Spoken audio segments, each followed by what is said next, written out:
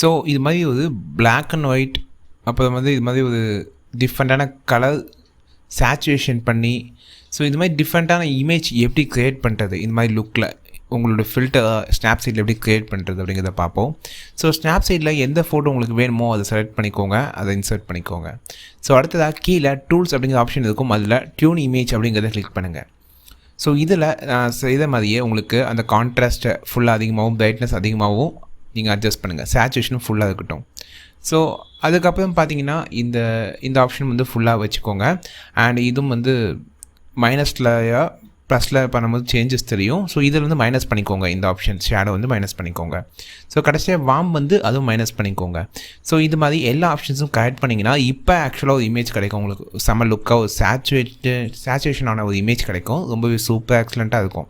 இது வந்து நீங்கள் இமேஜை சூப்பராக சேச்சுரேட் பண்ணிக்கலாம், ஜூம் பண்ணி பாருங்கள், வேறு லெவலில் இருக்கும். ஸோ இப்போ வந்து இது மாதிரி கூட நீங்கள் ஹாஃப் இமேஜ் கூட வைக்கலாம், கொஞ்சம் டிஃப்ரெண்ட்டாக லுக்காக இருக்கும். ஸோ இது வந்து நீங்கள் டிபிக்கு யூஸ் பண்ணலாம். ஸோ ஃபஸ்ட் இதை சேவ் பண்ணிக்கலாம். ஸோ அடுத்ததாக வந்து நம்ம இந்த பிளாக் அண்ட் ஒயிட் அந்த கிரே கலரில் சேஞ்ச் பண்ணுவோம். அதுக்கு வந்து நாய்ஸ் அப்படிங்கிறத கிளிக் பண்ணிக்கோங்க. ஸோ இதில் கீழே நிறைய ஃபில்டர்ஸ் உங்களுக்கு கொடுத்துருப்பாங்க. ஸோ இதில் ஏதோ ஒரு ஃபில்டர் காமனாக எடுத்துக்கோங்க. அதுக்கப்புறம் பார்த்தீங்கன்னா ஃபர்ஸ்ட் வந்து இதெல்லாம் வந்து மைனஸ், கீழே இருக்கிற 3 ஆப்ஷனும் வந்து ஃபுல் மைனஸ் பண்ணிக்கோங்க.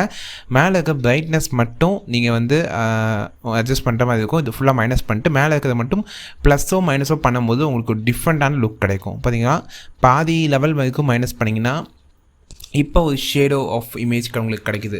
ஸோ ஜூம் பண்ணி பாருங்கள். இப்போ பார்த்தீங்கன்னா இந்த பிளாக் அண்ட் ஒயிட் ரொம்பவே சூப்பராக இருக்குது. ஒரு பிளாக் அண்ட் ஒயிட் போர்ட்ரைட் மாதிரி இருக்கும் பார்க்க.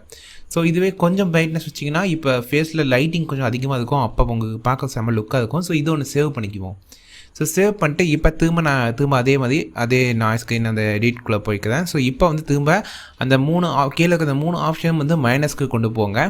மைனஸுக்கு கொண்டு போயிட்டு மேலே இருக்க ஃபர்ஸ்ட் பிரைட்னஸ் ஆப்ஷன் மட்டும் கொஞ்சம் லெவலாக்கி கொண்டு வந்தீங்கன்னா உங்களுக்கு இன்னும் கொஞ்சம் டார்க்னஸான ஒரு அந்த பிளாக் அண்ட் ஒயிட் போர்ட்ரேட் வந்து உங்களுக்கு கிடைக்கும்.